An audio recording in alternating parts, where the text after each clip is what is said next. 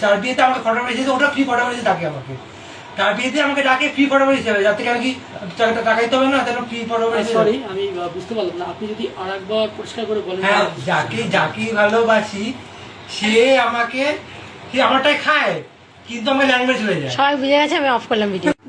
বুঝতে করছিস তো?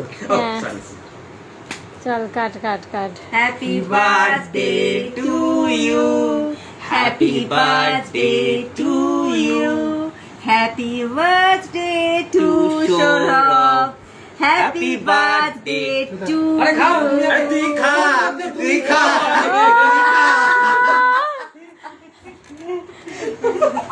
ও নিজেই হাত দিলাচ্ছে, আর হাত দিবি না কেকে, আর কেকে হাত দিবি না, এবার কেক কাটবে সবাই খাবে। ভালো করে যাও যাও। আনন্দ হইহুল্লোড় করে এখানে জেঠিমার সাথে অশোক দাদা কথা বলছিল, সবাইকে বাইক করে আমি কিন্তু বাড়ির দিকে চলে গেলাম।